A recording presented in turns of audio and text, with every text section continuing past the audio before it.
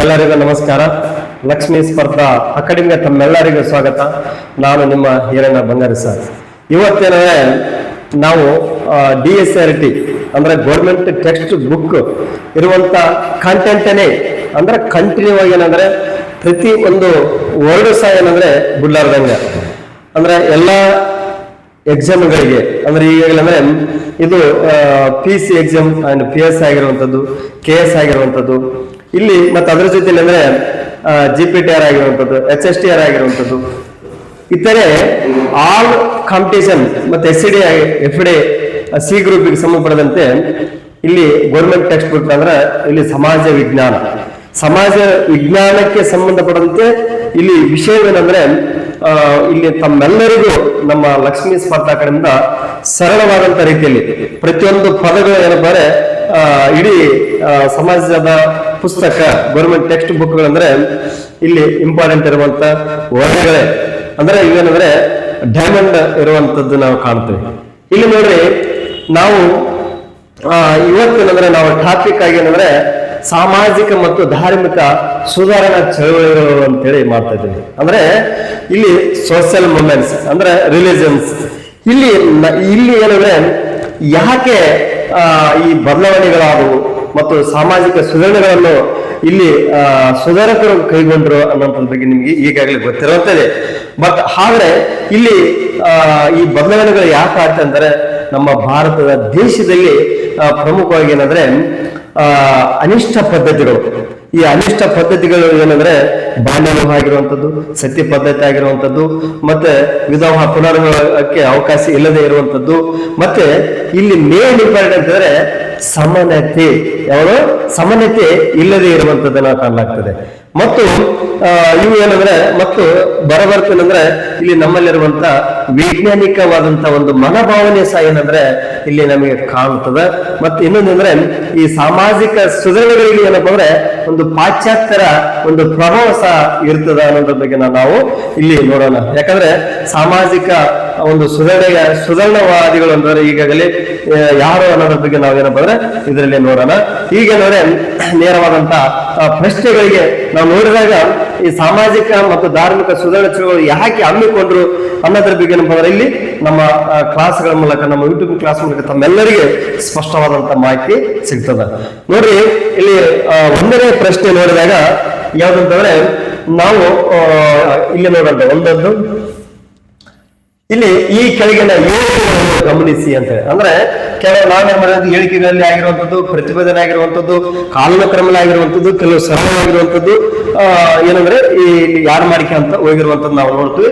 ಇಲ್ಲಿ ನೋಡ್ರಿ ಆಲ್ಮೋಸ್ಟ್ ಅಲ್ಲ ಅಂದ್ರೆ ಒಂದನೇ ಅದರಲ್ಲಿ ನೋಡ್ಬೇಕಾಗ್ತದೆ ಹೇಳಿಕೆ 19ನೇ ಶತಮಾನವನ್ನು ಭಾರತೀಯ ಪುನರುಜ್ಜೀವನ ಕಾಲವೆಂದು ಕರೆಯುತ್ತಾರೆ ಅಂತ ಕೇಳಿದ್ದಾರೆ. ಆಮೇಲೆ ಹೇಳಿದಂತಂದ್ರೆ ಪುನರುಜ್ಜೀವನ ಚಳವಳಿ ಸಮಾನತೆ ಮತ್ತು ವೈಜ್ಞಾನಿಕ ಮನೋಭಾವವನ್ನು ಉತ್ತೇಜಿಸಿತು ಅನ್ನುವಂತ ರೀತಿಯಲ್ಲಿ ಇದೆ, ಇದು ಹೇಳಿಕೆ ರೂಪದಲ್ಲಿ. ಯಾಕಂದ್ರೆ ಇವೆಲ್ಲ ಗೌರ್ಮೆಂಟ್ ಟೆಕ್ಸ್ಟ್ ಬುಕ್ ಅಲ್ಲಿ ಇರುವಂತ ಮಾಹಿತಿಯನ್ನ ನಾವು ತೆಗೆದುಕೊಂಡಿದ್ವಿ. ಇಲ್ಲಿ ಆಯ್ಕೆಯಲ್ಲಿ ನೋಡಿದಾಗ ಏನಂದ್ರೆ ಒಂದು ಮಾತ್ರ ಸರಿನಾ ಅಥವಾ ಎರಡು ಮಾತ್ರ ಸರಿನಾ ಅಥವಾ ಒಂದು ಮತ್ತು ಎರಡು ಸರಿನಾ, ಒಂದು ಮತ್ತು ಎರಡು ತಪ್ಪ ಅಂತ ಇದೆ. ಇಲ್ಲಿ ನೀವು ಇದಕ್ಕೆ ಅಂದ್ರೆ ನೇರವಾಗಿ ಆಲ್ಮೋಸ್ಟ್ ಅಂದ್ರೆ ಪ್ರತಿ ಕಾಲ್ಫಾರ್ಮ್ ಆದಾಗ ಮತ್ತೆ ಪ್ರತಿಯೊಬ್ಬರು ಕೋಚಿಂಗ್ ಅಲ್ಲಿ ಹೋದಾಗ ಏನಂದ್ರೆ ಮೊದಲು ನಾವೇಂದ್ರೆ ಗೌರ್ಮೆಂಟ್ ಟೆಕ್ಸ್ಟ್ ಬುಕ್ ಓದಲೇಬೇಕು ಅನ್ನುವಂಥದ್ದನ್ನ ನಾವು ಕಾಣಲಾಗ್ತದೆ. ಅಲ್ಲಿ ಕೇಳುವಂತ ನೀವು ಈಗ ಓದಿರ್ತೀರಿ ಅಂತವ್ರು ಏನಪ್ಪ ಅಂದ್ರೆ ಇದನ್ನ ಆನ್ಸರ್ ಮಾಡ್ರಿ.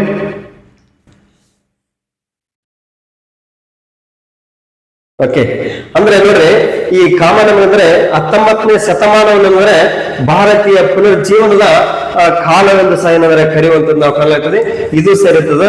ಮತ್ತು ಪುನರ್ಜೀವನ ಚಳುವಳಿ ಏನಂದ್ರೆ ಇದು ಮೇಲು ಏನಾಗ್ತದೆ ಅಂದ್ರೆ ಒಂದು ವೈಜ್ಞಾನಿಕವಾದಂತ ಮನೋಭಾವನೆ ಆಗಿರುವಂತದ್ದು, ಸಾಮಾಜಿಕವಾದಂತ ಸುಧಾರಣೆ ಆಗಿರುವಂತದ್ದು, ವೈಚಾರಿಕ ಮನೋಭಾವನೆಗಳ ಮೂಲಕ ಏನಂದ್ರೆ ಇಲ್ಲಿ ಏನಾಗ್ತದ, ಇಲ್ಲಿ ಪುನರ್ಜೀವನದ ನಂತರ ಮೇನ್ ಇರುತ್ತಂದ್ರೆ ಸಮಾನತೆ ಇಲ್ಲಿ ಮತ್ತು ವೈಜ್ಞಾನಿಕ ಮನೋಭಾವನೆ ಅಂದ್ರೆ ಇದೇನ್ ಮಾಡ್ತದ, ಪುಷ್ಟೀಕರಣ ಇರ್ತದ, ಉತ್ತೇಜನ ಇರುವಂತದನ್ನ ನಾವು ಕಾಣುತ್ತೇವೆ. ಈ ರೀತಿಯಿಂದ ಇದು ಸಹ ಏನಂದ್ರೆ ರೈಟ್ ಆಗ್ತದೆ. ಅಂದ್ರೆ ಒಂದನೇ ಹೇಳಿಕೆ ಎರಡನೇ ಹೇಳಿಕೆ ಸರಿಯಾಗಿರೋದ್ರಿಂದ ಇದಕ್ಕೆ ನೇರವಾದಂತ ಆನ್ಸರ್ ಯಾವ್ದಂತಂದ್ರೆ ಯಾವ್ದಂದ್ರೆ ಇದು ಬರ್ತದೆ. ಇಲ್ಲಿ ಅಂದ್ರೆ ಇದೇ ಬರಲ್ಲ. ಮತ್ತು ಇದು ಬರಲ್ಲ ಮತ್ತು ಇದು ಬರಲ್ಲ. ಅಂದ್ರೆ ಇದು 1 ಮತ್ತು 2 ಸರಿ ಇರೋದ್ರಿಂದ ಈ ಹೇಳಿಕೆಯಲ್ಲಿ ನಾವು ಇದು ಯಾವುದು ಸಿ ಆಗ್ತದೆ. ನೆಕ್ಸ್ಟ್ ಮುಂದುವರೆದ ಭಾಗವಾಗಿ ನೋಡೋಣ. ನೆಕ್ಸ್ಟ್ ನಮ್ಗೇನಂದ್ರೆ ಈ ಯಾವ್ದಂತಂದ್ರೆ ಪುನರ್ಜೀವನ ಚಳವಳಿಯ ಒಂದು ಪ್ರಮುಖವಾದಂತ ಲಕ್ಷಣ ಏನು ಅಂತೇಳಿ. ಅಂದ್ರೆ ಪುನರ್ಜೀವನದ ಚಳವಳಿ ಅಂದ್ರೆ 19ನೇ ಶತಮಾನದಲ್ಲಿ ಹುಟ್ಟಿಕೊಂಡಿರುವಂತಹ ಒಂದು ಪುನರ್ಜೀವನದ ಚಳವಳಿಯಲ್ಲಿ ಅಂದ್ರೆ ಯಾವ ಫೀಚರ್ಸ್ ಅಥವಾ ಲಕ್ಷಣಗಳು ಕಾಂಟೆಂಟ್ ಅನ್ನು ಒಳಗೊಂಡಿದ್ದು ಅನ್ನೋದ್ರ ಬಗ್ಗೆ ನಾವು ಇಲ್ಲಿ ಕೇಳಿರುವಂತ ಒಂದು ಪ್ರಶ್ನೆ ಕಾಣ್ತೀವಿ. ಇಲ್ಲಿ ನೋಡ್ರಿ, ಅಂದ್ರೆ ಈ ಕೆಳಗಿನ ಯಾವುದು ಪುನರ್ಜೀವನ ಚಳವಳಿಯ ಪ್ರಮುಖ ಲಕ್ಷಣವಾಗಿತ್ತು ಅನ್ನೋದ್ರ ಬಗ್ಗೆ ಇದೆ. ಅಂದ್ರೆ ಸಮನತೆಯ ಆಸೆ ಇದನ, ವೈಜ್ಞಾನಿಕ ಮನೋಭಾವ ಇದನ, ಸಾಮಾಜಿಕ ಸುಧಾರಣೆ ಇದನ, ಅಸ್ಪೃಶ್ಯತೆಯ ಬೆಂಬಲ ಇದೆ ಅಂತ ಕೇಳಿರ್ತದ. ನೋಡ್ರಿ, ಯಾಕಂದ್ರೆ ಈ ರೀತಿಯಾದಂತ ನಾವೇನಂದ್ರೆ ಕಾಮನ್ ಆಗಿ ಎಲ್ಲವನ್ನು ಓದ್ತಾ ಇರ್ತೀವಿ. ಬಟ್ ಏನಂದ್ರೆ ಈ ರೀತಿ ಪ್ರಶ್ನೆಗಳು ಕೇಳಿದಾಗ ಏನಂದ್ರೆ ನಮ್ಗೆ ಒಂದ್ ಸ್ವಲ್ಪ ಗಲಿಬಿಲಿ ಆಗ್ತಿರ್ತದ, ಮೈಂಡ್ ಡಿಸ್ಟರ್ಬ್ ಆಗಿರ್ತಿರ್ತದ. ಅಂತಂದ್ರೆ ಏನಂತಂದ್ರೆ ಈ ವೈಜ್ಞಾನಿಕ ಅಂದ್ರೆ ಪುನರ್ಜೀವನ ಚಳವಳಿಯಿಂದ ಈ ಪ್ರಮುಖವಾದಂತ ಲಕ್ಷಣಗಳು ಯಾವ ಅಂತ ಅನ್ನೋದ್ರ ಬಗ್ಗೆ ನೋಡ್ರಿ, ಇದು ಆನ್ಸರ್ ಮಾಡ್ರಿ.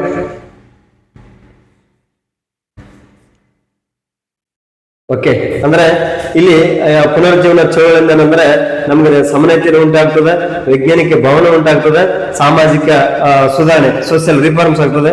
ಬಟ್ ಅಸ್ಪೃಶ್ಯತೆಯನ್ನು ಏನಂದ್ರೆ ಬೆಂಬಲಿಸಲ್ಲ. ಯಾಕಂದ್ರೆ ಈ ಅಸ್ಪೃಶ್ಯತೆ ಅಂದ್ರೆ ನಿಷೇಧ ಮಾಡುವಂತದನ್ನ ನಾವು ಕಾಣಲಾಗ್ತದೆ.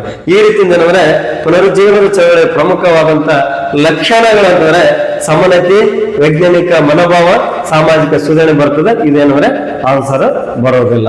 ನೆಕ್ಸ್ಟ್ ಮುಂದುವರೆದ ಭಾಗ ನೋಡೋಣ. 3ನೇ ಒಂದು ತಾರ್ಕಿಕವಾದಂತ ಪ್ರಶ್ನೆ, ಲಾಜಿಕ್ ಇರುವಂತ ಒಂದು ಕ್ವಶನ್ ಅನ್ನು ನೋಡೋಣ. ಇಲ್ಲಿ ನೋಡ್ರಿ, ಇಲ್ಲಿ ನಮಗೇನಂದ್ರೆ ಈ ರೀತಿಯಾದಂತ ವಿಚಾರಗಳು ಅಲ್ಲಿರುವಂತ ಸಾರಾಂಶಗಳನ್ನ ಬಂದ್ರೆ ತಿಳ್ಕೊಂಡಿರುವಂತದ್ದು ನಾವು ಕಾಣ್ತೀವಿ. ಅಂದ್ರೆ ಅಲ್ಲಿರುವಂತ ವಿಚಾರವನ್ನು ಏನಂದ್ರೆ ನಾವು ಈ ರೀತಿಯಾದಂತ ಪ್ರಶ್ನೆಗಳ ರೂಪದಲ್ಲಿ ಏನಂದ್ರೆ ತಮ್ಮೆಲ್ಲರಿಗೂ ಒಂದು ಉಚಿತವಾದಂತ ಅವಕಾಶ ಇರ್ತದ. ನೋಡ್ರಿ, ಈ ತಾರ್ಕಿಕ ಪ್ರಶ್ನೆಗೆ ಸಂಬಂಧಪಡದಂತೆ, ಲಾಜಿಕ್ ಸಂಬಂಧಪಡದಂತೆ ನೋಡ್ರಿ, ಈ ಪಾಶ್ಚಾತ್ಯರ ಶಿಕ್ಷಣ ಇದೇನಂದ್ರೆ ಏನು ಮಾಡ್ತದ, ವೈಜ್ಞಾನಿಕವಾದಂತ ಸೈಂಟಿಫಿಕ್ ಏನಂದ್ರೆ ಥಿಂಕಿಂಗ್ ಮಾಡುವಂತದ್ದು ಕಾಣ್ತೀವಿ, ವೈಜ್ಞಾನಿಕ ಚಿಂತನೆ. ಮತ್ತು ಈ ವೈಜ್ಞಾನಿಕ ಚಿಂತನೆ ಅಂದ್ರೆ ಸಾಮಾಜಿಕ ಸುಧಾರಣೆಯನ್ನ ಮಾಡ್ತದ. ಮತ್ತು ಸಾಮಾಜಿಕ ಸುಧಾರಣೆ ಏನ್ ಮಾಡ್ತಂದ್ರೆ ಪುನರ್ಜೀವನವನ್ನು ಮಾಡುವಂತದ್ದು ಕಾಣ. ಅಂದ್ರೆ ಇದೇನಿದೆ, ಸರ್ಕಲ್ ರೀತಿ ಇರುವಂತದ್ದು ನಾವು ಕಾಣಲಾಗ್ತದೆ. ಒಂದು ಅಂದ್ರೆ ಸರಪಳಿ ತರ ಇರುವಂತದ್ದನ್ನ ನಾವು ಕಾಣ್ತೀವಿ. ಇಲ್ಲಿ ನೋಡ್ರಿ, ಈ ರೀತಿ ಇದ್ದಂತ ಸಂದರ್ಭದಲ್ಲಿ ಈ ರೀತಿ ನೋಡೋಣ. ಅಂದ್ರೆ ಈ ಮೇಲಿನ ಆಧಾರದ ಮೇಲೆ ಅಂದ್ರೆ ಸರಿಯಾದ ತೀರ್ಮಾನವನ್ನು ಯಾವುದು ಸರಿಯಾದ ತೀರ್ಮಾನ ಕೈಗೊಳ್ಳ್ರಿ ಅಂತ ಹೇಳಿದ್ದಾರೆ. ಇಲ್ಲಿ ನೋಡ್ರಿ, 1ನೇ ಆಪ್ಷನ್ಸ್ ಅಲ್ಲಿ ಅಂದ್ರೆ ಪಾಶ್ಚಿಮಾತ್ಯರ ಶಿಕ್ಷಣವು ಪುನರ್ಜೀವನಕ್ಕೆ ಪರೋಕ್ಷವಾಗಿ ಕಾರಣವಾಯ್ತಾ ಅನ್ನುವಂಥದ್ದು ಕೇಳಿದ್ದಾರೆ. ಆಮೇಲೆ ನೆಕ್ಸ್ಟ್ ಬಿ ಆಪ್ಷನ್ಸ್ ನೋಡಿದಾಗ ಪುನರ್ಜೀವನಕ್ಕೆ ಪಾಶ್ಚಿಮಾತ್ಯರ ಶಿಕ್ಷಣದ ಸಂಬಂಧವಿಲ್ಲ ಅಂತ ಕೇಳಿದ್ದಾರೆ. ನೆಕ್ಸ್ಟ್ ಸಿ ಅಂದ್ರೆ ವೈಜ್ಞಾನಿಕ ಚಿಂತನೆಗೆ ಸಾಮಾಜಿಕ ಸುಧಾರಣೆ ಸಂಬಂಧವಿಲ್ಲ ಅಂತಿದೆ. ನೆಕ್ಸ್ಟ್ 4ನೇ ಮೇಲಿನ ಯಾವುದು ಅಲ್ಲ ಅಂತ ಹೇಳಿ ಕೇಳಿದೆ. ಇದಕ್ಕೆ ಆನ್ಸರ್ ಏನಪ್ಪ ಅಂದ್ರೆ ನೋಡ್ರಿ,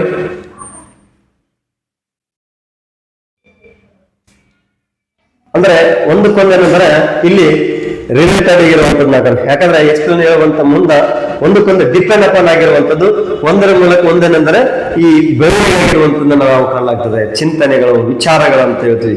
ನೋಡಿ, ಇದೇನಂದ್ರೆ ಪಾಶ್ಚಿಮಾತ್ಯರ ಶಿಕ್ಷಣ ವೈಜ್ಞಾನಿಕ ಚಿಂತನೆ ಆಗಿದೆ, ವೈಜ್ಞಾನಿಕ ಚಿಂತನೆಯಿಂದ ಸಾಮಾಜಿಕ ಸುಧಾರಣೆ ಆಗಿದೆ, ಸಾಮಾಜಿಕ ಸುಧಾರಣೆಯಿಂದ ಪುನರ್ಜೀವನ ಆಗಿದೆ. ಈ ರೀತಿಯಿಂದ ಏನಂದ್ರೆ ಇದಕ್ಕೆ ನಾವೇನಂದ್ರೆ 1ನೇ ಆನ್ಸರ್ ನೋಡ್ತೀವಿ. ಅಂದ್ರೆ ಪಾಶ್ಚಿಮಾತ್ಯರ ಶಿಕ್ಷಣವು ಏನ್ ಮಾಡಿದಂದ್ರೆ ಪುನರ್ಜೀವನಕ್ಕೆ ನೋಡ್ರಿ, ಅದರ ಪಾಶ್ಚಿಮಾತ್ಯರ ಶಿಕ್ಷಣ ಬಂದ್ರೆ ಯಾವುದು ಪುನರ್ಜೀವನಕ್ಕೆ ಏನ್ ಮಾಡಿದ, ಇಂಡೈರೆಕ್ಟ್ ಆಗಿ ಅಂದ್ರೆ ಇಲ್ಲಿ ಕಾರಣವಾಗಿರುವಂತದ್ದು ನಾವು ನೋಡ್ತೀವಿ. ಇದು ಈ ರೀತಿಯ ನೋಡ್ರಿ, ಇಂಥ ಪ್ರಶ್ನೆಗಳೇನಂದ್ರೆ ಕೇಳಿದಾಗ ನಮ್ಗೇನಂದ್ರೆ ಗೊಂದಲ ಆಗುವಂತದ್ದನ್ನ ನಾವು ನೋಡ್ತೀವಿ.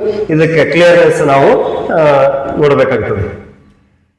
ನೆಕ್ಸ್ಟ್ ಇದಕ್ಕೆ ಸಂಬಂಧಪಟ್ಟದಂತೆ ನಾವೇನಂದ್ರೆ ಒಂದು ಮಾಹಿತಿಯನ್ನು ಸಹ ಏನಂದ್ರೆ ಸ್ಲೈಡ್ ರೂಪದಲ್ಲಿ ನೇರವಾದಂತ ಯಾವ್ದಂದ್ರೆ ಗೌರ್ಮೆಂಟ್ ಕಂಟೆಂಟ್ ಅಲ್ಲಿರುವಂತ ಮಾಹಿತಿಯನ್ನು ನೇರವಾಗಿ ತೆಗೆದುಕೊಂಡಿದ್ವಿ. ನೋಡ್ರಿ ಇನ್ನೊಂದಂದ್ರೆ ಈ ಭಾರತೀಯ ಪುನರ್ಜೀವನದ ಕಾಲ ಅಂತಂದ್ರೆ ಇದು ಏನಂದ್ರೆ 19ನೇ ಶತಮಾನ ನಾವು ಕಾಣ್ತೀವಿ. ಇಲ್ಲಿ ನಾವೇನಂದ್ರೆ ಈ ಟೈಟಲ್ ಆಗಂದ್ರೆ ಸಾಮಾಜಿಕ ಮತ್ತು ಧಾರ್ಮಿಕ ಸುಧಾರಣಾ ಚಳವಳಿ ಅಂತಂದ್ರೆ ಯಾವುದು 19ನೇ ಶತಮಾನದಲ್ಲಿ ಅರಿವಿರುವಂತ ಒಂದು ಹೊಸ ಅರಿವು ಮತ್ತು ಇದ್ರಾಗೇನಂದ್ರೆ ಸಮಾನತೆಯ ಆಶಯ ಮತ್ತು ವೈಚಾರಿಕ ಜಾಗೃತಿಯನ್ನು ಮೂಡಿಸುವಂತದ್ದು ಕಾಲಾಗ್ತದೆ. ಯಾವುದು 19ನೇ ಶತಮಾನದ ಏನಪ್ಪಾ ಅಂದ್ರೆ ಇದು ಮೇನ್ ನಮಗೆ ಪ್ರಮುಖವಾಗಿ ಏನ್ ಮಾಡ್ತಂದ್ರೆ ಸಮಾನತೆ ಯಾವುದು ಈಕ್ವಲ್ ಅನ್ನು ಕೊಡುವಂಥದ್ದು ಮತ್ತು ವೈಚಾರಿಕ ಜಾಗೃತಿಯನ್ನು ಮೂಡಿಸುವಂಥದ್ದು ನಾವು ಕಾಣ್ತೀವಿ. ನೆಕ್ಸ್ಟ್ ಇಲ್ಲಿ ಮುಂದುವರೆದ ಭಾಗ ಅಂದ್ರೆ ಈ ಸಾಮಾಜಿಕ ಮತ್ತು ಧಾರ್ಮಿಕ ಸುಧಾರಣೆಗಳ ಇದಾವಲ್ಲ, ಇದರಲ್ಲಿ ಏನಂದ್ರೆ ಪ್ರಮುಖವಾಗಿ ಪ್ರಭಾವ ಬೀರಿರುವುದು ಏನು ಅನ್ನೋದ್ರ ಬಗ್ಗೆ ನಾವು ನೋಡಲಾಗ್ತದೆ. ಅಂದ್ರೆ ಯಾವ ವಿಚಾರಗಳು ಪ್ರಭಾವವನ್ನು ಬೀರಿದವು ಅನ್ನೋದ್ರ ಬಗ್ಗೆ ನೋಡಿದಾಗ ಇಲ್ಲಿ ನೋಡ್ರಿ ಈ ಪ್ರಭಾವದ ಪಾಶ್ಚಾತ್ಯರ ವಿಚಾರಧಾರೆಗಳ ಪ್ರವೇಶವನ್ನು ನೋಡ್ತೀವಿ. ಇಲ್ಲಿ ನೋಡ್ರಿ ನಮ್ಗೆ ಆಲ್ಮೋಸ್ಟ್ ಅಲ್ಲಿ ಅಂದ್ರೆ ನಮ್ಮನ್ನು ಆಳಿದವರು ಯಾರು? ಆಂಗ್ಲರು, ಇಂಗ್ಲಿಷರನ್ನು ಬಂದ್ರೆ ನಮ್ಮನ್ನು ಆಳ್ತಾರೆ. ಆ ಆಳ್ವಿಕೆ ಮಾಡಿದಂತ ಸಂದರ್ಭದಲ್ಲಿ ಅಂದ್ರೆ ಅಲ್ಲಿ ನಮಗೆ ಆಂಗ್ಲರ ಆಡಳಿತ ಅಂದ್ರೆ ಯಾವ್ದು ಇಂಗ್ಲಿಷರ ಆಡಳಿತದಿಂದ ಅಂದ್ರೆ ಅವರ ಪಾಶ್ಚಿಮಾತ್ಯರ ಕಲ್ಚರ್ ಏನಂದ್ರೆ ನಮಗೆ ಪ್ರಭಾವ ಬೀರ್ತದೆ. ಮತ್ತು ಅದರ ಜೊತೆ ಅಂದ್ರೆ ಅವರ ವೇಷಭೂಷಣಗಳು, ಅವರ ಲೈಫ್ ಸ್ಟೈಲ್ ಮತ್ತು ಅವರಲ್ಲಿರುವಂತಹ ನಡವಳಿಕೆಗಳು ಮತ್ತು ಸಾಮಾಜಿಕ ಧಾರ್ಮಿಕ ಈ ಚಿಂತನೆಗಳು ಏನಂದ್ರೆ ಭಾರತೀಯ ಮೇಲೆ ಆಳವಾದಂತ ಪ್ರಭಾವ ಬೀರ್ತವೆ. ಅಂದ್ರೆ ಆಂಗ್ಲರ ಇರುವಂತಹ ಆಡಳಿತ ಇದೆ, ಅವರ ಒಂದು ಲೈಫ್ ಸ್ಟೈಲ್ ಇದೆ, ಅವರ ನಡವಳಿಕೆಗಳು ಇದಾವೆ, ಮತ್ತು ಅದರ ಜೊತೆ ಅಂದ್ರೆ ಅವರ ಒಂದು ಯಾವ್ದು ಸಂಸ್ಕೃತಿ ಆಗಿರುವಂತದ್ದು, ಅದರ ಜೊತೆ ಅಂದ್ರೆ ಸಮಾಜ ಮತ್ತು ಧಾರ್ಮಿಕ ಚಿಂತನೆಗಳು ಏನಂದ್ರೆ ಭಾರತೀಯರ ಮೇಲೆ ಅಂದ್ರೆ ಆಳವಾಗಿ ಪ್ರಭಾವ ಬೀರುವಂತದ್ದು ನಾವು ಕಾಣಲಾಗ್ತದೆ. ಇದು ಪಾಶ್ಚಿಮಾತ್ಯ ವಿಚಾರಗಳ ಪ್ರವೇಶ ನಂತರದಲ್ಲಿ ಅಂದ್ರೆ ಇಲ್ಲಿ ಸಾಂಸ್ಕೃತಿಕವಾಗಿ ನಾವು ಪ್ರಭಾವವನ್ನು ನೋಡಿದಾಗ ಏನಂದ್ರೆ ಏನಿದಾವೆ ಅನ್ನೋದ್ರ ಬಗ್ಗೆ ನೋಡಿದಾಗ ಅಂದ್ರೆ ಸಾಂಸ್ಕೃತಿಕ ಪ್ರಭಾವ ಅಂದ್ರೆ ಪಾಶ್ಚಾತ್ಯರ ಸಂಸ್ಕೃತಿ ಮತ್ತು ವೇಷಭೂಷಣ ಕಾಣ್ತದೆ. ಇಲ್ಲಿ ಅದೇ ನಂತರದಲ್ಲಿ ಅಂದ್ರೆ ಹೊಸ ಸಾಮಾಜಿಕ ನಡವಳಿಕೆ ಕಾಣ್ತವೆ ಮತ್ತು ಧಾರ್ಮಿಕ ವಿಚಾರಗಳು, ನಂಬಿಕೆಗಳ ಮತ್ತು ಮರುಪರಿಶೀಲನೆ ಮತ್ತು ಆಂಗ್ಲರ ಸಾಮಾಜಿಕ ಚಿಂತನೆಗಳ ಇವು ಪ್ರಮುಖವಾಗಿ ನಮಗೆ ಇಲ್ಲಿ ಕಾಣುವಂಥದ್ದು. ನೆಕ್ಸ್ಟ್ ನೋಡೋಣ ವೈಚಾರಿಕವಾದಂತ ಪ್ರಭಾವದಲ್ಲಿ ಅಂದ್ರೆ ಇವು ಸಹ ಏನಂದ್ರೆ ಪ್ರಮುಖವಾಗಿ ಕೆಲಸ ಮಾಡ್ತವೆ. ಅಂದ್ರೆ ಪಾಶ್ಚಾತ್ಯರ ವೈಜ್ಞಾನಿಕವಾದಂತ ವಿಚಾರಧಾರೆಗಳಾಗಿರುವಂಥದ್ದು, ಇಲ್ಲಾಂದ್ರೆ ಮಾನವವಾದಂತ ತತ್ವಗಳಾಗಿರುವಂಥದ್ದು ಮತ್ತು ಕಾರ್ಯಕಾರಣ ಸಿದ್ಧಾಂತದ ವೈಚಾರಿಕ ತರ್ಕಗಳಾಗಿರುವಂಥದ್ದು ಮತ್ತು ಸುಧಾರಕರ ಚಿಂತನೆಗಳಂತಂದ್ರೆ ಇವು ವೈಚಾರಿಕದ ಪ್ರಭಾವದ ಮೇಲೆ ಅಂದ್ರೆ ಆಳವಾಗಿ ಪ್ರಭಾವ ಬೀರುವಂಥದ್ದನ್ನು ನಾವು ನೋಡ್ತೀವಿ.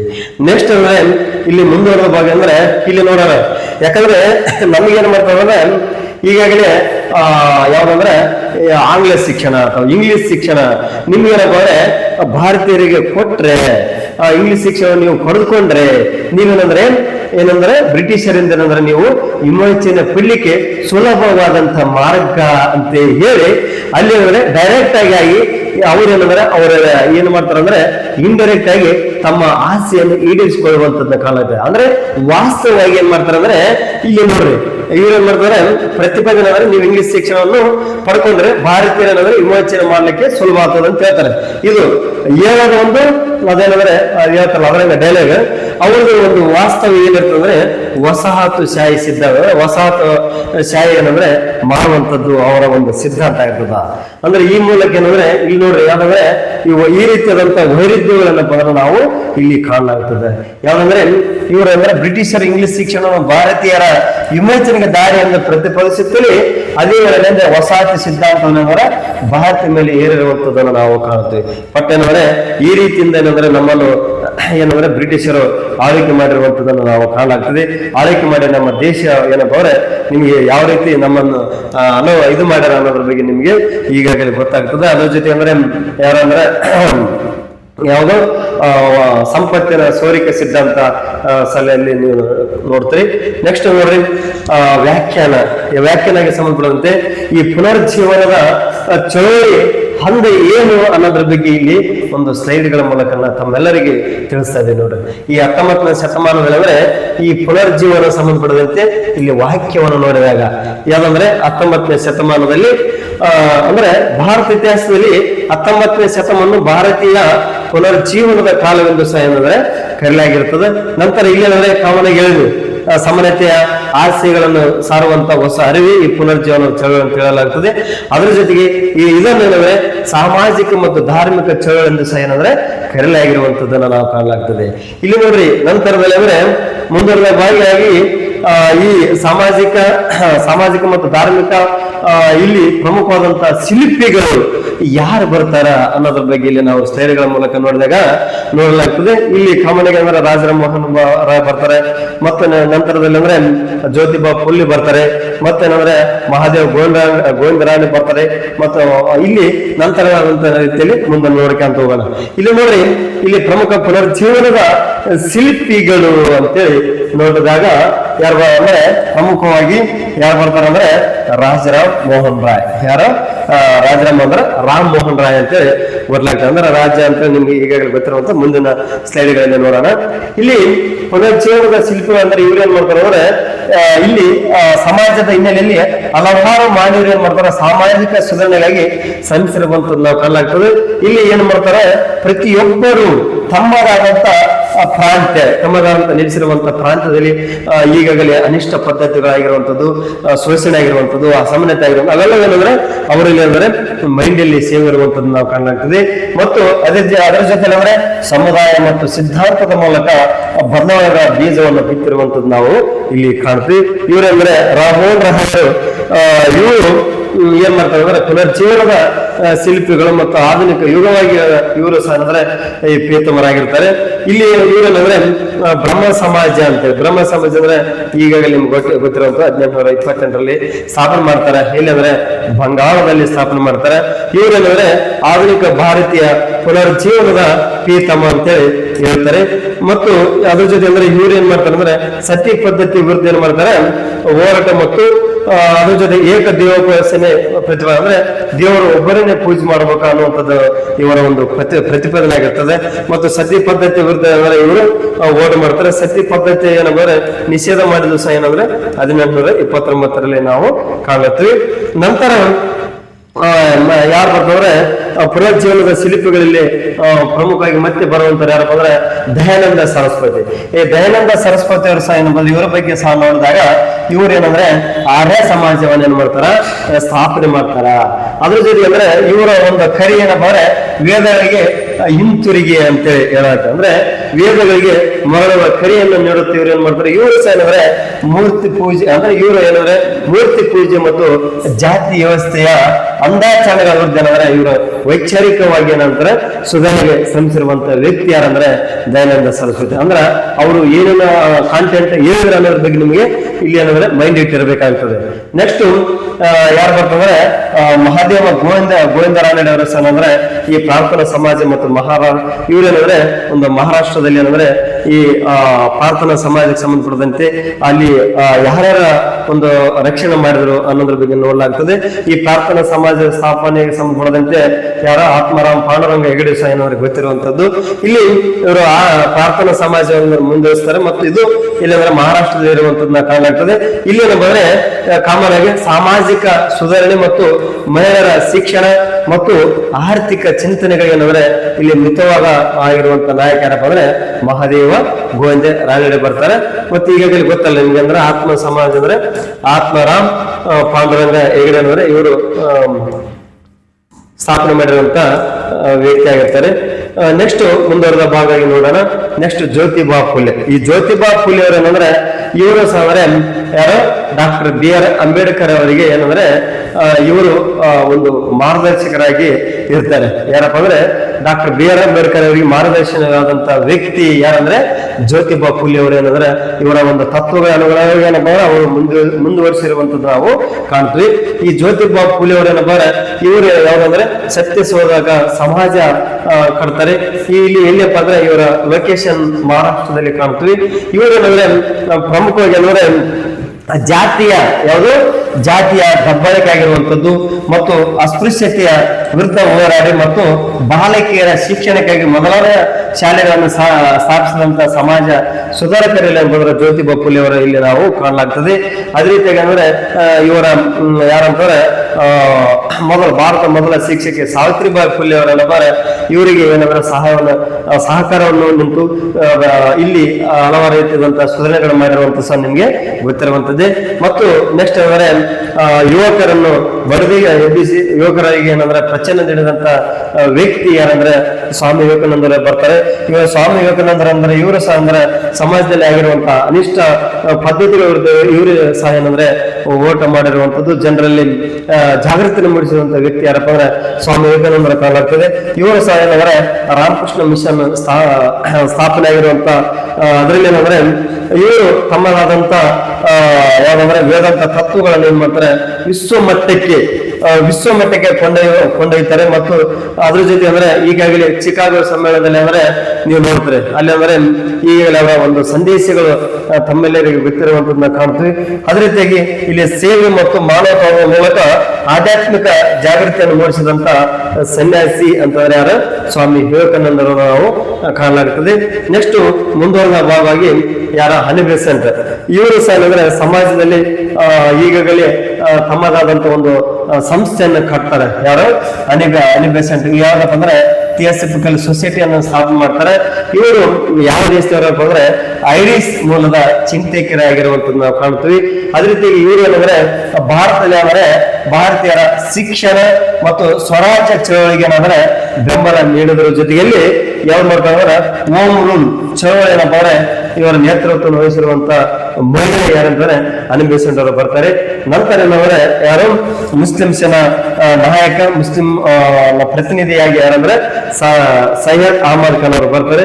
ಇವರು ಸಹ ಯಾವ್ದಂದ್ರೆ ಅಲಿಗಢ ಚಳವಳಿ ಮೂಲಕ ಏನಂದ್ರೆ ಇವರು ತಮ್ಮದಾದಂತಹ ಮುಸ್ಲಿಮರಿಗೆ ಸಮುದಾಯಕ್ಕೆ ಏನ್ ಮಾಡ್ತಾರೆ ಅಂದ್ರೆ ಅವರು ಒಂದು ಶಿಕ್ಷಣ ಪ್ರಸಾರಕ್ಕಾಗಿ ಶ್ರಮಿಸಿದಂತ ವ್ಯಕ್ತಿ ಆಗಿರ್ತಾರೆ. ಮತ್ತು ಅದೇ ರೀತಿಯಾಗಿ ಇವರು ಏನ್ ಮಾಡ್ತಾರೆ ಅಂದ್ರೆ ಕಾಲೇಜನ್ನು ಸ್ಥಾಪನೆ ಮಾಡ್ತಾರೆ. ಯಾವ್ದಂದ್ರೆ ಅಲಿಗಢ ಆಂಗ್ಲೋ ಓರಿಯೆಂಟಲ್ ಕಾಲೇಜನ್ನು ಸ್ಥಾಪಿಸಿದಂತ ಸುಧಾರಕರು ಯಾರು ಬರ್ತಾರೆ ಅಂದ್ರೆ ಯಾರು ಸೈಯದ್ ಅಹಮದ್ ಖಾನ್ ಅವರು ಬರುವಂತ ನಾವು ಕಾಣ್ತೀವಿ.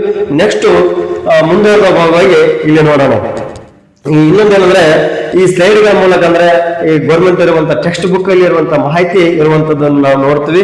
ಇದನ್ನ ನೀವು ಸರಿಯಾದ ರೀತಿಯಲ್ಲಿ ಏನಂದ್ರೆ ನೋಟ್ಸ್ ಗಳನ್ನು ಮಾಡಿ ಇಲ್ಲಾಂದ್ರೆ ರಿಪೀಟ್ ಆಗಿ ಕೇಳೋದ್ರಿಂದ ನಿಮ್ಗೆ ಎಲ್ಲರಿಗೂ ಏನಂದ್ರೆ ಪರಿಪೂರ್ಣವಾದಂತಹ ಮಾಹಿತಿಗಳಲ್ಲಿ ಕಾಣ್ತೀವಿ. ನೋಡ್ರಿ, ಈ ಎಲ್ಲಾ ಸಂಗಮದ ಪರಿಣಾಮವಾಗಿ ವಸಾಹತುಶಾಹಿ ಕಾಲದ ಭಾರತದಲ್ಲಿ ಪುನರ್ಜೀವನದ ಹುಟ್ಟಿಗೆ ನಾಂದಿ ಆಗಿರುವಂತದ್ದನ್ನು ನಾವು ಕಾಣಲಾಗ್ತದೆ. ಇದನ್ನೇನಂದ್ರೆ ಭಾರತೀಯರ ಪುನರ್ಜೀವನದ ಒಂದು ಕಾಲ ಅಂತ ಹೇಳ್ತೀವಿ. ಇದರ ಜೊತೆಗೆ ಸಾಮಾಜಿಕ ಧಾರ್ಮಿಕ ಸುಧಾರಣಾ ಚಳುವಳಿಗಳು ಮತ್ತು ಇಲ್ಲಿ ಶೈಕ್ಷಣಿಕ ಎಲ್ಲಾ ವಿಷಯಗಳನ್ನ ಅಂದ್ರೆ ಒಳಗೊಂಡಿರುವಂತದ್ದು ನಾವು ಕಾಣ್ತೀವಿ. ನೆಕ್ಸ್ಟ್ ಮತ್ತೇನಂದ್ರೆ ಹೇಳಿಕೆಗಳು ಮತ್ತು ಕಾರಣಗಳಿಗೆ ಸಂಬಂಧಪಟ್ಟಂತೆ ನೋಡೋಣ.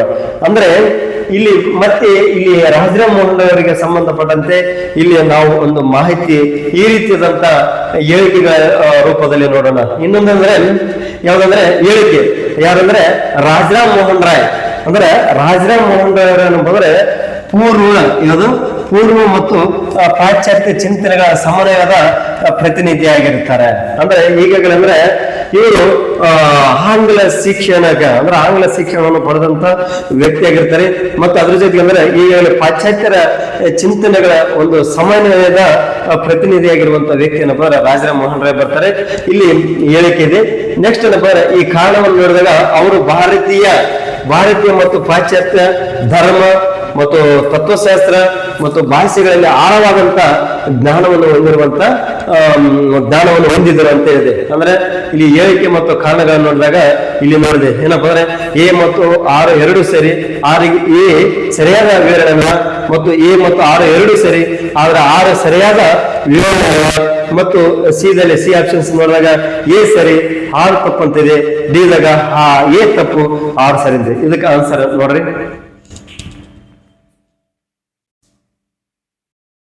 ಓಕೆ, ಇಲ್ಲಂದ್ರೆ ಈಗಾಗಲೇ ಅವ್ರೇನಪ್ಪ ಅಂದ್ರೆ ಇಂಗ್ಲಿಷ್ ಒಂದು ಶಿಕ್ಷಣವನ್ನು ಪಡೆದು ಪಾಶ್ಚಾತ್ಯರ ಒಂದು ಚಿಂತನೆಗಳಾಗಿರುವಂತದ್ದು ಎಲ್ಲವನ್ನೂ ಏನಪ್ಪ ಅಂದ್ರೆ ಒಂದು ಸಂಯೋಜಕರ ರೀತಿಯಲ್ಲಿ ಪ್ರತಿನಿಧಿಯಾಗಿರ್ತಾರೆ. ಮತ್ತು ಅವ್ರು ಏನಪ್ಪ ಅಂದ್ರೆ ಭಾರತೀಯ ಮತ್ತು ಪಾಶ್ಚಾತ್ಯರ ಧರ್ಮ ಮತ್ತು ತತ್ವಶಾಸ್ತ್ರಗಳು ಮತ್ತು ಭಾಷೆಗಳೇನಂದ್ರೆ ಆಳವಾದಂತ ಜ್ಞಾನವನ್ನು ಹೊಂದಿರ್ತಾರೆ. ಅಂದ್ರೆ ಅವರು ಹಲವಾರು ಧರ್ಮ, ಹಲವಾರು ಭಾಷೆಗಳಲ್ಲಿ ಆಳವಾಗಿ ನೈಪುಣ್ಯತೆಯನ್ನು ಹೊಂದಿರುವಂತ ವ್ಯಕ್ತಿ ಯಾರಪ್ಪ ರಾಜರ ಮೋಹನ್ ರಾಯ್ ಬರ್ತಾರೆ. ಹಂಗಾಗಿ ಇಲ್ಲಿ ಯಾವ್ದಂದ್ರೆ ಆನ್ಸರ್ ಒಂದು ಬರ್ತದೆ. ಎ ಮತ್ತು ಆರ್ ಎರಡೂ ಸರಿ, ಎಗೆ ಆರ್ಗೆ ಎ ಸರಿಯಾದ ವಿವರಣೆ ಆಗಿರುವಂತದ್ದು ನಾವು ಕಾಣ್ತೇವೆ. ಇದು ಆನ್ಸರ್, ಸರಿಯಾದ ಆನ್ಸರ್. ನೆಕ್ಸ್ಟ್ ಮುಂದಿನ ಅದರಲ್ಲಿ ನೋಡೋಣ.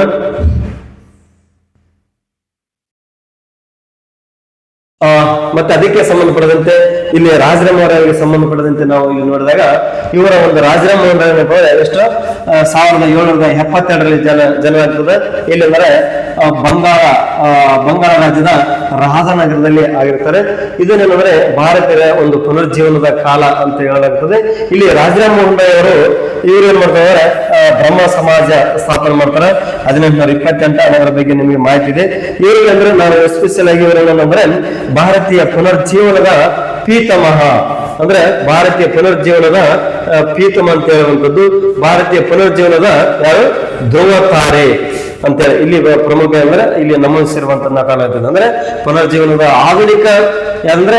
ಆಧುನಿಕ ಯಾವುದು ಆಧುನಿಕ ಭಾರತೀಯ ಪುನರ್ಜೀವನದ ಪೀತಮ ಅಂತ ಯಾರಂದ್ರೆ ರಾಜರಾಮ್ ಮೋಹನ್ ರಾಯ್ ಅವರು ಕಾಣಲಾಗ್ತದೆ. ಧ್ರುವತಾರ ಅನ್ನೋದ್ರ ಬಗ್ಗೆ ನಿಮಗೆ ಗೊತ್ತಿರುವಂತದ್ದು.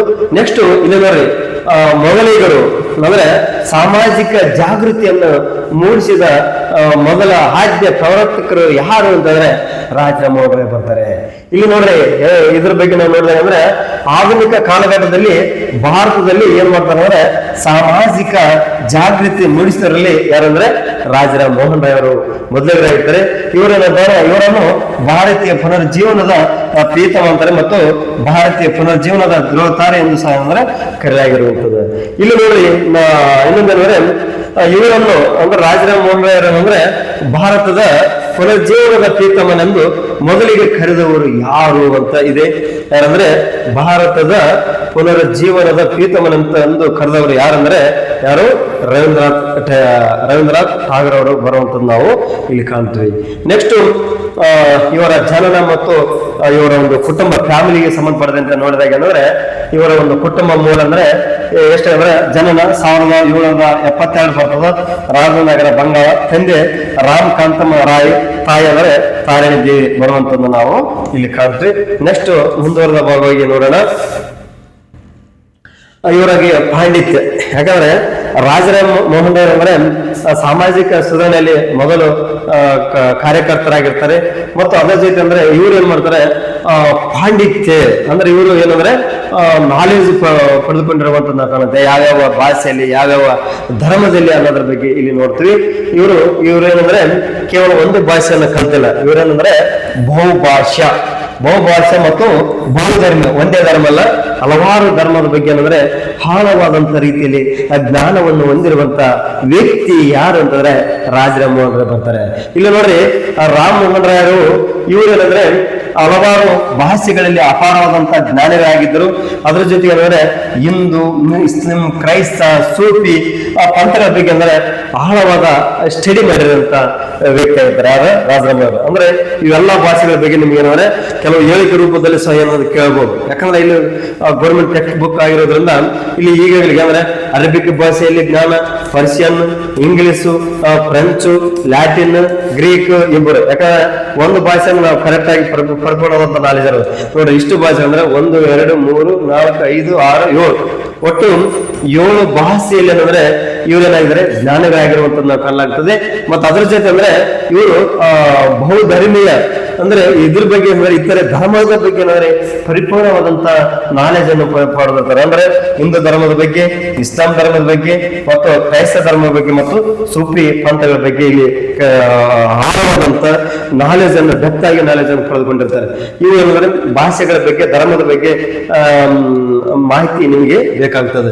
ನೆಕ್ಸ್ಟ್ ಇಲ್ಲಿ ಬ್ರಹ್ಮ ಸಮಾಜ ಅಂದ್ರೆ ಇಲ್ಲಿ ಎಷ್ಟಾಗ ಸ್ಥಾಪನೆ ಆಯ್ತು ಅನ್ನೋದ್ರ ಬಗ್ಗೆ ಇಲ್ಲಿ ನಾವು ಸ್ಲೈಡ್ಗಳ ಮೂಲಕ ನೋಡ್ಬೇಕಾಗ್ತದೆ.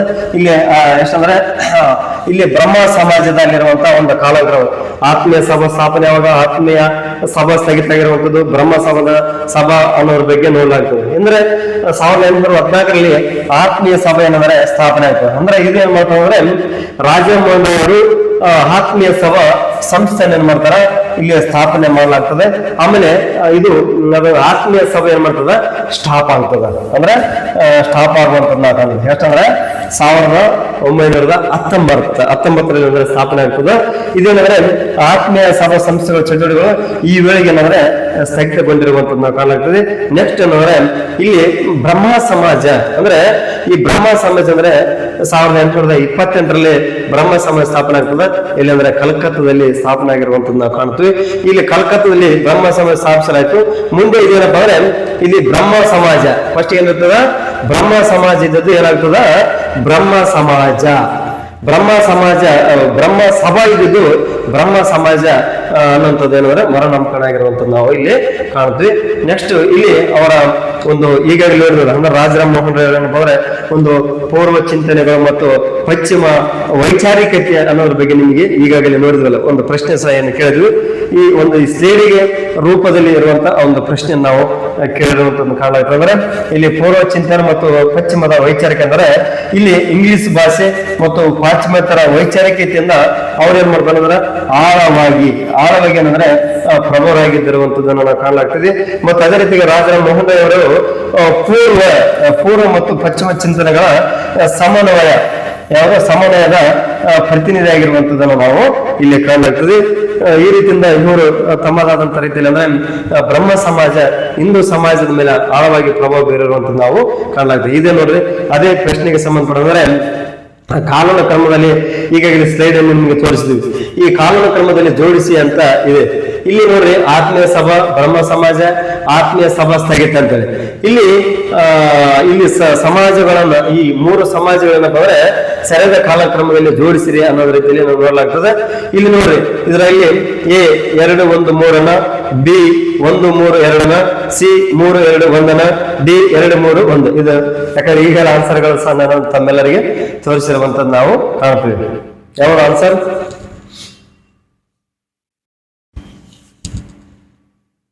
ಓಕೆ, ಇಲ್ಲಿ ಆತ್ಮೀಯ ಸಭಾ ಎಷ್ಟಾಗಂದ್ರೆ 1814, ಇಲ್ಲಿ ಬ್ರಹ್ಮ ಸಮಾಜ 1828, ಇದು ಸ್ಟಾಪ್ ಆಗಿದೆ 1819.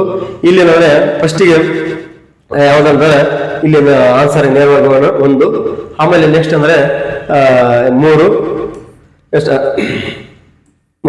ಅಂದ್ರೆ ಆತ್ಮೀಯ ಸಭಾ ಸ್ಥಗಿತ, ಆಮೇಲೆ ಬ್ರಹ್ಮ ಸಮಾಜ 1828. ನೇರವಾದಂತ ಆನ್ಸರ್ ಅಂದ್ರೆ ಬಿ ಆಗ್ತದೆ.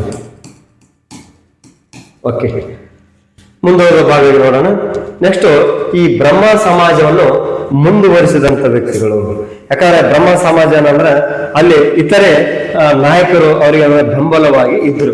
ಆ ನಾಯಕರು ಏನ್ ಮಾಡ್ತಾರೆ, ಬ್ರಹ್ಮ ಸಮಾಜನ ಏನ್ ಮಾಡ್ತಾರೆ ಕಂಟಿನ್ಯೂ ಮುಂದುವರಿಸಿ ಸಮಾಜಕ್ಕೆ ಒಳ್ಳೆಯ ಒಂದು ಸೇವೆಯನ್ನು ಕೊಟ್ಟಿರುವಂತ ವ್ಯಕ್ತಿಗಳು ಯಾರು ಅನ್ನುವಂತ ಪ್ರಶ್ನೆ ಇದೆ. ಇಲ್ಲಿ ಬ್ರಹ್ಮ ಸಮಾಜನ ಮುಂದುವರಿಸುವಂತ ವ್ಯಕ್ತಿಗಳು ಯಾರು ಅನ್ನೋದ್ರ ಬಗ್ಗೆ ದೇವೇಂದ್ರನಾಥ ಠಾಗೂರನ, ಕೇಶವ ಚಂದ್ರ ಸೇನನ, ದಯಾನಂದ ಸರಸ್ವತಿನ, ಆತ್ಮರಾಮ್ ಪಾಂಡುರಂಗನ. ಇಲ್ಲಿ ಆಪ್ಷನ್ಸ್ ನೋಡಿದಾಗ 1 ಮಾತ್ರ ಸರಿನಾ, 2 ಮಾತ್ರ ಸರಿನಾ, 1 ಮತ್ತು 2 ಮಾತ್ರ ಸರಿನಾ, 3 ಮತ್ತು 4 ಮಾತ್ರ ಸರಿ. ಇದಕ್ಕೆ ಆನ್ಸರ್ ಪ್ಲೇ.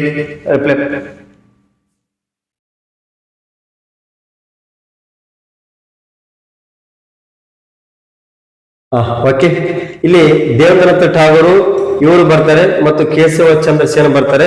ಇಲ್ಲಿ ಈ ರೀತಿ ಇರೋದ್ರಿಂದ 1 ಮತ್ತು 2 ನೇರವಾದಂತ ಆನ್ಸರ್ ಇದೇನಪ್ಪ ಅಂದ್ರೆ ಯಾವುದು ಇಲ್ಲಿಲ್ಲ. ಯಾಕಂದ್ರೆ ದಯಾನಂದ ಸರಸ್ವತಿ ಇವರು ಅಂದ್ರೆ ಆರ್ಯ ಸಮಾಜವನ್ನು ಸ್ಥಾಪನೆ ಮಾಡಿರ್ತಾರೆ. ಇವರು ಆತ್ಮರಾಮ್ ಪಾಂಡುರಂಗ ಅಂತಂದ್ರೆ ಪ್ರಾರ್ಥನಾ ಸಮಾಜ ಅನ್ನೋದು ನಿಮಗೆ ಗೊತ್ತಾಯ್ತು. ಇಲ್ಲಿ ಏನಂದ್ರೆ ದೇವೇಂದ್ರನಾಥ ಠಾಗೂರ್ ಮತ್ತು ಕೇಶವ ಚಂದ್ರ ಏನ್ ಮಾಡ್ತಾರೆ, ಇವರು ಸಮಾಜವನ್ನು ಏನಂದ್ರೆ ಬ್ರಹ್ಮ ಸಮಾಜವನ್ನು ಮುಂದುವರಿಸಿರುವಂತ ವ್ಯಕ್ತಿಗಳು ಕಾಣ್ತೀವಿ.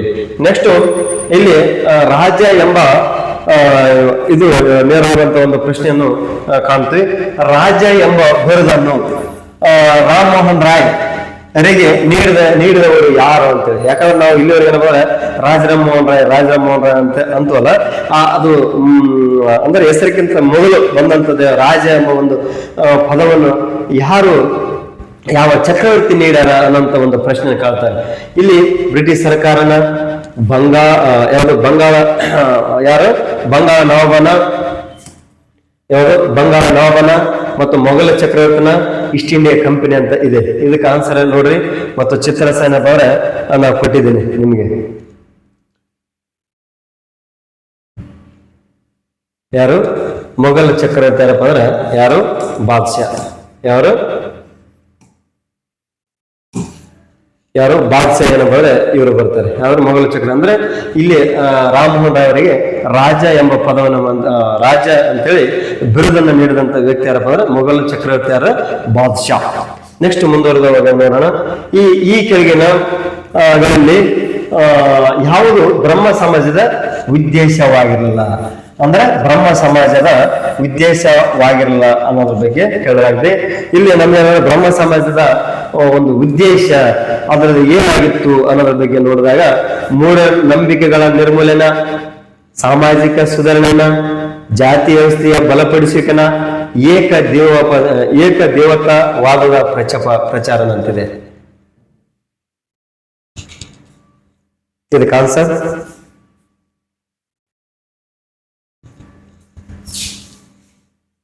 ಓಕೆ.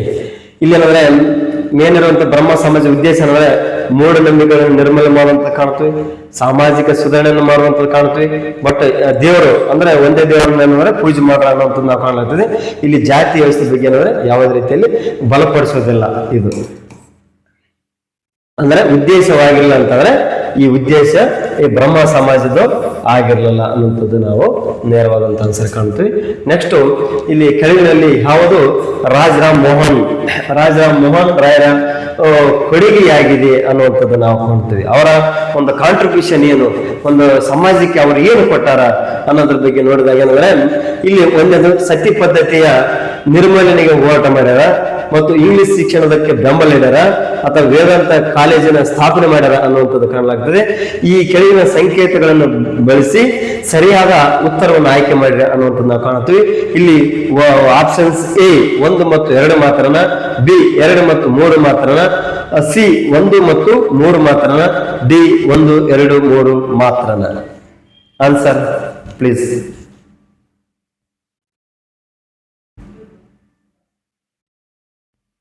ಓಕೆ. ಇಲ್ಲಿ ಸತ್ಯ ಪದ್ಧತಿ ನಿರ್ಮೂಲನೆ ಏನಂದ್ರೆ ಈಗಾಗಲೇ ನಿಮ್ಗೆ ಗೊತ್ತಿರುವಂತದ್ದು 1829 ಅಂದ್ರೆ ಯಾರು ಗವರ್ನರ್ ಜನರಲ್ ಆದ್ರೆ ವಿಲಿಯಂ ಬೆಂಟಿಕರ್ ಮೂಲಕ ಅಂದ್ರೆ ಅದು ಸತ್ಯ ಪದ್ಧತಿ ನಿರ್ಮೂಲನೆ ಕಾನೂನುಬದ್ಧವಾಗಿ ಮಾಡಿಸಿರ್ತಾರೆ. ಮತ್ತು ಇಂಗ್ಲಿಷ್ ಶಿಕ್ಷಣಕ್ಕೆ ಏನು ಬಂದ್ರೆ ಇದು ಸಹ ಏನಂದ್ರೆ ಬೆಂಬಲ ಕೊಡ್ತಾರೆ, ಮತ್ತು ವೇದಾಂತ ಕಾಲೇಜನ್ನು ಸ್ಥಾಪನೆ ಮಾಡಿರುವಂತ ಕಾಣ್ತೀವಿ. ಇದಕ್ಕೆ ನೇರವಾದಂತ ಆನ್ಸರ್ ಏನಂದ್ರೆ ಯಾವುದು? ಡಿ 1, 2, 3 ಇವೆಲ್ಲ ಬರಲ್ಲ. ನೆಕ್ಸ್ಟ್ ಕೊನೆಯದಂತ ಒಂದು ಪ್ರಶ್ನೆ, ಈಗಾಗಲೇ ಇಂಪಾರ್ಟೆಂಟ್ ಇರುವಂತ ರಾಜರಾಮ್ ಅವರ ಒಂದು ಪತ್ರಿಕೆಗೆ ಸಂಬಂಧಪಟ್ಟಂತೆ ನೋಡ್ತೀವಿ. ಯಾವಂದ್ರೆ ಸಂವಾದ ಕೌಮುದಿ ಪತ್ರಿಕೆಯು ಯಾವ ಭಾಷೆಯಲ್ಲಿ ಪ್ರಕಟವಾಯಿತು ಅನ್ನೋದ್ರ ಬಗ್ಗೆ ನೋಡಿದಾಗ ಇಂಗ್ಲಿಷ್ ಭಾಷೆಯಲ್ಲಿ ಪ್ರಕಟ ಆಯ್ತಾ, ಸಂಸ್ಕೃತಿಯಲ್ಲಿ ಪ್ರಕಟ ಆಯ್ತಾ, ಬಂಗಾಳಿಯಲ್ಲಿ ಪ್ರಕಟ ಆಯ್ತಾ, ಹಿಂದಿಯಲ್ಲಿ ಅನ್ನುವಂಥದ್ದು ನೋಡಿದ್ರಿ. Answer please.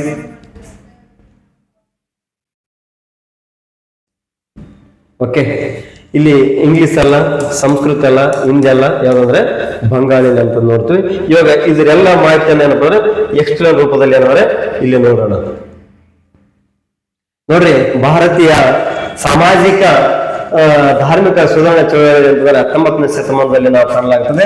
ಇಲ್ಲಿ ಬ್ರಹ್ಮ ಸಮಾಜದ ಸುಧಾರಣೆಗಳು ಇಲ್ಲಿ ಅಂದ್ರೆ ಪ್ರಮುಖವಾಗಿ ಇಲ್ಲಿ ರಾಜರಾಮ್ ಮೋಹನ್ ರಾಯ್ ಅವರ ನಾಯಕತ್ವದಲ್ಲಿ ಕಾಣಲಾಗ್ತದೆ. ಅವರ ಒಂದು ಬ್ರಹ್ಮ ಸಮಾಜ ಸ್ಥಾಪನೆ ಮಾಡಿರುವಂತದ್ದು ಸಹ ಇಲ್ಲಿ ನೋಡ್ತೀವಿ. ಅವರ ಜೊತೆ ಅಂದ್ರೆ ಇವರು ಬಂಗಾಳ ಮತ್ತು ಸಾಮಾಜಿಕ ಸುಧಾರಣೆ ಮತ್ತು ಪತ್ರಿಕೋದ್ಯಮಿಗೆ ಏನಪ್ಪ ಅಂದ್ರೆ ಇವರು ತಮ್ಮದಾದಂತಹ ರೀತಿಯಲ್ಲಿ ಕೊಡುಗೆ ನೀಡಿರ್ತಾರೆ. ಇಲ್ಲಿ ಬಂಗಾಳದಲ್ಲಿ ಏನಪ್ಪ ಅವರು ಜನನಾಗಿರುವಂತದ್ದು ನಾವು ಕಾಣ್ತೀವಿ. ನೆಕ್ಸ್ಟ್ ಇವರ ಒಂದು ಉದ್ದೇಶ ಅಂದ್ರೆ ಬ್ರಹ್ಮ ಸಮಾಜದ ಒಂದು ಉದ್ದೇಶ ಏನು ಅನ್ನೋದ್ರ ಬಗ್ಗೆ ನೋಡಿದಾಗ ಇವರು ಇಂಪಾರ್ಟೆಂಟ್ ಬ್ರಹ್ಮ ಸಮಾಜ ಏನಪ್ಪ ಅಂದ್ರೆ ಹಿಂದೂ ಸಮಾಜದ ಏನಂದ್ರೆ ಸುಧಾರಣೆ ಮಾಡುವಂತದ್ದು ನಾವು ಕಾಣಲಾಗ್ತದೆ. ಅದ್ರ ಜೊತೆ ಅವರ ಮೂಢನಂಬಿಕೆ ಮತ್ತು ಅನಿಷ್ಟ ಪದ್ಧತಿಗಳಿಂದ ಎತ್ತಿ ಹಿಡಿಯುವಂತದ್ದನ್ನು ಕಾಣುತ್ತದೆ. ಮತ್ತು ವಿಚಾರವಾದರ ಜೊತೆಗೆ ಅಂದ್ರೆ ಏಕ ದೇವೋಪಾಸನೆ ಮೇಲೆ ಆದ್ಯತೆ ಕೊಡ್ತಾರೆ, ಒಂದೇ ದೇವರ ಬಗ್ಗೆ ಪೂಜೆ ಮಾಡ್ರಿ ಅನ್ನುವಂಥದ್ದನ್ನ ಕಾಣಲಾಗ್ತದೆ. ಅದೇ ರೀತಿ ಸಮಾಜವನ್ನು ಪುನರ್ರೂಪಿಸಲಿ ಇದೇನಪ್ಪ ಅಂದ್ರೆ ಬ್ರಹ್ಮ ಸಮಾಜದ ಒಂದು ಉದ್ದೇಶ ಆಗಿರುವಂತದ್ದು ನಾವು ಇಲ್ಲಿ ನೋಡ್ತೀವಿ. ನೆಕ್ಸ್ಟ್ ಯಾವ್ದಪ್ಪ ಅಂದ್ರೆ ಇವರು ಪ್ರಮುಖ ಏನಂದ್ರೆ ಒಂದು ಬ್ರಹ್ಮ ಸಮಾಜದಲ್ಲಿ ಯಾವುದರ ವಿರುದ್ಧವಾಗಿ ಹೋರಾಟ ಮಾಡಿದ್ರು, ವಿರೋಧಿಸಿದ್ರು ಅನ್ನೋದ್ರ ಬಗ್ಗೆ ನೋಡ್ತೀವಿ. ಅಂದ್ರೆ ಈ ಬ್ರಹ್ಮ ಸಮಾಜದ ವತಿಯಿಂದ ಅಂದ್ರೆ ವಿರೋಧಿಸಿದಂತ ಪದ್ಧತಿಗಳು ಯಾವಂತಂದ್ರೆ ಇಲ್ಲಿ ವಿರೋಧಿಸಿರುವಂತದ್ದು ಯಾವಂದ್ರೆ ಸತಿ ಪದ್ಧತಿ. ನೆಕ್ಸ್ಟ್ ಯಾವಂದ್ರೆ ಜಾತಿ ಪದ್ಧತಿ ಬರ್ತದ, ಮೂರ್ತಿ ಪೂಜೆ ಮತ್ತು ಬಹುಪತಿತ್ವ ಮತ್ತು ಬಾಲ್ಯ ವಿವಾಹ ಆಗಿರುವಂತದ್ದು ಎಲ್ಲಾ ಮೂಢನಂಬಿಕೆಗಳಂದ್ರೆ ಇವ್ರು ಏನ್ ಮಾಡ್ತಾರೆ, ವಿರೋಧ ಮಾಡಿರುವಂತದ್ದನ್ನು ನಾವು ಇಲ್ಲಿ ಕಾಣ್ತೀವಿ. ನೆಕ್ಸ್ಟ್ ಮುಂದುವರೆದಾಗ ಏನಪ್ಪ ಅಂದ್ರೆ ಸತಿ ಪದ್ಧತಿಯ ನಿಷೇಧ. ಈ ಸತಿ ಪದ್ಧತಿಯ ನಿಷೇಧ ಏನಪ್ಪ ರಾಜರಾಮ್ ಮೋಹನ್ ರಾಯ್ ಏನ್ ಮಾಡ್ತಾರೆ ಅಂದ್ರೆ, ಯಾರು ರಾಜರಾಮ್ ಮೋಹನ್ ರಾಯ್ ಅವರ ಒಂದು ರಿಕ್ವೆಸ್ಟ್ ಕೋರಿಕೆ ಮೇಲೆ ಏನ್ ಮಾಡ್ತಾರೆ, ಬ್ರಿಟಿಷ್ ಸರ್ಕಾರ ಯಾರ ನೇತೃತ್ವದಲ್ಲಿ ಅಂದ್ರೆ ಭಾರತದ ಗವರ್ನರ್ ಜನರಲ್ ಆಗಿರುವಂತ ಯಾರಂದ್ರೆ ಗವರ್ನರ್ ಜನರಲ್ ಯಾರು ವಿಲಿಯಂ ಬೇಂಟೆಕರ ನೇತೃತ್ವದಲ್ಲಿ ಅಂದ್ರೆ ಇಲ್ಲಿ ಇದೇನ್ ಮಾಡ್ತಾರೆ, ಒಂದು ಸತಿ ಪದ್ಧತಿ ಏನ್ ಮಾಡ್ತಾರೆ ಅಂದ್ರೆ ಒಂದು ಕಾನೂನುಬದ್ಧವಾಗಿ ಇಲ್ಲಿ ನಿಷೇಧ ಮಾಡಿರುವಂತದನ್ನು ನಾವು ಕಾಣಲಾಗ್ತದೆ. ಎಷ್ಟಾಗಂದ್ರೆ 1729 ಸತಿ ಪದ್ಧತಿ ನಿಷೇಧ ಆಗಿರುವಂತದ್ದು ನಾವು ಕಾಣ್ತೀವಿ. ಇದು ಏನಂದ್ರೆ ವೆರಿ ಇಂಪಾರ್ಟೆಂಟ್ ಆಗಿರುವಂತ ಒಂದು ಮಾಹಿತಿ ಆಗಿರ್ತದೆ. ನೆಕ್ಸ್ಟ್ ಮುಂದುವರೆದ ಭಾಗವಾಗಿ ಬ್ರಹ್ಮ ಸಮಾಜದ ಬೋಧನೆ. ಈ ಬ್ರಹ್ಮ ಸಮಾಜದ ಬೋಧನೆ ಏನು ಅನ್ನೋದ್ರ ಬಗ್ಗೆ ನಮ್ಗೆ ಇಲ್ಲಿ ಪರಿಪೂರ್ಣವಾದಂತ ಮಾಹಿತಿ ಇರ್ಬೇಕಾದ್ರೆ ಅಂದ್ರೆ ಇಲ್ಲಿ ದೇವರು ಒಬ್ಬನೇ, ಯಾರು ದೇವರು ಏನಂದ್ರೆ ಜಗತ್ತಿನಾಗ ಒಬ್ಬನೇ ಇರುವಂತದನ್ನ ಕಾಣಲಾಗ್ತದೆ. ಮತ್ತು ಸತ್ಯ ಧರ್ಮದಲ್ಲಿ ಅಡಗಿದೆ ಅನ್ನುವಂಥದ್ದು ಹೇಳಲಾಗಿದೆ. ಅದ್ರ ಜೊತೆಗೆ ಮೂರ್ತಿ ಪೂಜೆ ಮತ್ತು ಆಚರಣೆಗಳಲ್ಲಿ ಅರ್ಥ ಏನು, ಮತ್ತು ಅದ್ರ ಜೊತೆಗೆ ಅಂದ್ರೆ ಸಾಮಾಜಿಕ ಅನಿಷ್ಟಗಳಿಗೂ ನಿಜವಾದ ಧರ್ಮಕ್ಕೂ ಯಾವುದೇ ಸಂಬಂಧ ಇಲ್ಲ ಅನ್ನುವಂಥದ್ದು ಈ ಬ್ರಹ್ಮ ಸಮಾಜದ ಬೋಧನೆಯಲ್ಲಿರುವಂತ ಒಂದು ಸಾರಾಂಶ ಅನ್ನುವಂಥದ್ದು ನೋಡ್ತೀವಿ. ನೆಕ್ಸ್ಟ್ ಇಲ್ಲಿ ಇವರ ಒಂದು ಕೊಡುಗೆ ಅಂದ್ರೆ ಇವ್ರು ಏನ್ ಮಾಡ್ತಾರ, ರಾಜಮಂಡ್ರಿ ಏನ್ ಮಾಡ್ತಾರ, ಇವರ ಒಂದು ಕೊಡುಗೆಗಳು ಇವೆಲ್ಲ ಮಾಡ್ತಾರೆ. ಈ ಕೊಡುಗೆಗಳು ಯಾವಂತಾರೆ, ಪತ್ರಿಕೆ ಸಂಬಂಧಪಡದಂತೆ, ಅನುವಾದಕ್ಕೆ ಸಂಬಂಧಪಡದಂತೆ, ಶಿಕ್ಷಣಕ್ಕೆ ಸಂಬಂಧಪಡದಂತೆ, ಸಂಸ್ಥೆಗೆ ಸಂಬಂಧಪಡದಂತೆ. ಅಂದ್ರೆ ಇವರು ಬಂಗಾಳ ಭಾಷೆಯಲ್ಲಿ ಏನ್ ಮಾಡ್ತಾರೆ, ಸಂವಾದ ಕೌಮುದಿ ಪತ್ರಿಕೆ ಮಾಡ್ತಾರೆ. ಮತ್ತು ಉಪನಿಷತ್ತುಗಳನ್ನ ಸಂಸ್ಕೃತದಿಂದ ಬಂಗಾಳ ಭಾಷೆಗೆ ಭಾಷಾಂತರಿಸ್ತಾರೆ. ಮತ್ತು ಶಿಕ್ಷಣ ಅಂದ್ರೆ ಇಂಗ್ಲಿಷ್ ಶಿಕ್ಷಣ ಪ್ರತಿಪಾದಿಸಿದವರಲ್ಲಿ ಯಾರಂದ್ರೆ ರಾಜಮಂಡ್ರಿ ಅಂದ್ರೆ ಮೊದಲೇ ಇರ್ತಾರೆ. ಇವ್ರು ಏನ್ ಮಾಡ್ತಾರೆ, ಸ್ವಂತ ಖರ್ಚಿನಲ್ಲಿ ಕಲ್ಕತ್ನಲ್ಲಿ ಏನ್ ಮಾಡ್ತಾರೆ, ಆಂಗ್ಲ ಮಾಧ್ಯಮ ಶಾಲೆಯನ್ನು ನಡೆಸುತ್ತಾರೆ. ಅದ್ರ ಜೊತೆಗೆ ಇವರ ಒಂದು ಸಂಸ್ಥೆ ಅಂದ್ರೆ ವೇದಾಂತ ಕಾಲೇಜನ್ನು ಸ್ಥಾಪಿಸಿರುವಂತಹ ಒಂದು ಕೀರ್ತಿ ಯಾರಿಗೆ ಸಲ್ತದೆ ಅಂದ್ರೆ ರಾಜರಾಮ್ ಮೋಹನ್ ರಾಯ್ ಅವರಿಗೆ ಸಲ್ಲುವಂತದ್ದು ಕಾಣ್ತೀವಿ. ಅದೇ ರೀತಿಯಾಗಿ ಇವಾಗ ಬ್ರಹ್ಮ ಸಮಾಜವನ್ನು ಅಂದ್ರೆ ಮುಂದುವರಿಸಿದಂತ ವ್ಯಕ್ತಿಗಳ ಏನಂದ್ರೆ ಪ್ರಶ್ನೆಗಳನ್ನ ಸಹ ನಾವು ಕೇಳಿದ್ವಿ. ಇದನ್ನ ಯಾರಂದ್ರೆ ದೇವೇಂದ್ರನಾಥ ಟಾಗೋರ್ ಮತ್ತು ಯಾರ ಕೇಶವ ಚಂದ್ರ ಸೇನ್ ಇವರನ್ನವರ ಬ್ರಹ್ಮ ಸಮಾಜದ ಉತ್ತರಾಧಿಕಾರಿಯಾಗಿ ಕೆಲಸ ಮಾಡ್ತಾರೆ. ಅದನ್ನು ಮುಂದುವರಿಸಿದಂತ ವ್ಯಕ್ತಿಗಳು ದೇವೇಂದ್ರನಾಥ ಟಾಗೋರ್ ಮತ್ತು ಕೇಶವ ಚಂದ್ರ ಸೇನ್ ಅವರಂದ್ರೆ ಇಲ್ಲಿ ಪ್ರಮುಖರಾಗಿರ್ತಾರೆ. ನೆಕ್ಸ್ಟ್ ರಾಜರಾಮ್ ಇಲ್ಲಿ ಪ್ರಮುಖ ಅಂದ್ರೆ ರಾಜರಾಮ್ ಮೋಹನ್ ರಾಯ್ ಅವರಿಗೆ ಏನಪ್ಪ ಅಂದ್ರೆ ಇಲ್ಲಿ ರಾಜ ಎಂಬ ಬಿರುದನ್ನು ನೀಡಿದವರು ಯಾರು ಅಂತಂದ್ರೆ 1829 ಮೊಘಲ್ ಬಾದ್ಶಾ. ಮತ್ತು ಇವರೇನಂದ್ರೆ ರಾಮಮೋಹನ್ ಅವರಿಗೆ ರಾಜ ಎಂಬ ಬಿರುದನ್ನು ಮೊಘಲ್ ಬಾದ್ಶಾ ಅವರು ನೀಡಿರುವಂತದ್ದು ನಾವು ಇಲ್ಲಿ ಕಾಣಲಾಗ್ತದೆ. ಅಂದ್ರೆ ಈ ರೀತಿಯಾದಂತಹ ಒಂದು ಶ್ರೇಣಿಗಳ ಮೂಲಕ ತಮ್ಮೆಲ್ಲರಿಗೂ ಒಂದು ಲಕ್ಷ್ಮೀ ಸ್ಪರ್ಧಾ ಅಕಾಡೆಮಿಯಿಂದ ಉಚಿತವಾಗಿರೋದ್ರಿಂದ ಇಲ್ಲಿ ನಮಗೇನಂದ್ರೆ ಪ್ರಮುಖವಾಗಿ ಏನ್ ಬರ್ತದೆ ಅಂದ್ರೆ ಒಂದು ಒಳ್ಳೆ ಮಾಹಿತಿ ಗೌರ್ಮೆಂಟ್ ಟೆಕ್ಸ್ಟ್ ಮೂಲಕ ತಮ್ಮೆಲ್ಲರಿಗೂ ಸರಳವಾದಂತ ಮಾಹಿತಿಯನ್ನು ಕೊಡ್ತದೆ. ಈ ರೀತಿಯಿಂದ ಒಂದು ಚಿಕ್ಕ ಸೇವೆ ತರ ಇದು ಅಂದ್ರೆ ರಾಯಚೂರು ಜಿಲ್ಲೆಯ ಮಾನವಿ ತಾಲೂಕಿನಲ್ಲಿ ಏನಪ್ಪ ಇದು ಒಂದು ಯೂಟ್ಯೂಬ್ ಕ್ಲಾಸ್ ಇದೆ ಅಂತಂದ್ರೆ ಎಲ್ಲರಿಗೂ ಸಹ ಆಶ್ಚರ್ಯವಾಗಿರುವಂತದ್ದು ನಾವು ಕಾಣ್ತೀವಿ. ಅದಕ್ಕಾಗಿ ತಾವೆಲ್ಲರೂ ಏನಂದ್ರೆ ನಮಗೆ ಕೊಡುವಂತದ್ದು ಗಿಫ್ಟ್ ಅಂದ್ರೆ ಲೈಕ್, ಶೇರ್, ಸಬ್ಸ್ಕ್ರೈಬ್ ಮಾಡ್ರಂತೆ ತಮ್ಮಲ್ಲಿ ರಿಕ್ವೆಸ್ಟ್ ಮಾಡ್ಕೊಳ್ತಿದ್ವಿ. ನೆಕ್ಸ್ಟ್ ಇಲ್ಲಿ ಮತ್ತೆ ಈ ಸಮಾಜದ ಬಗ್ಗೆ ಏನಂದ್ರೆ ಮುಂದಿನ ಒಂದು ತರಗತಿಗಳನ್ನ ಮತ್ತೆ ಭೇಟಿ ಆಗೋಣ. Thank you. ಓಕೆ.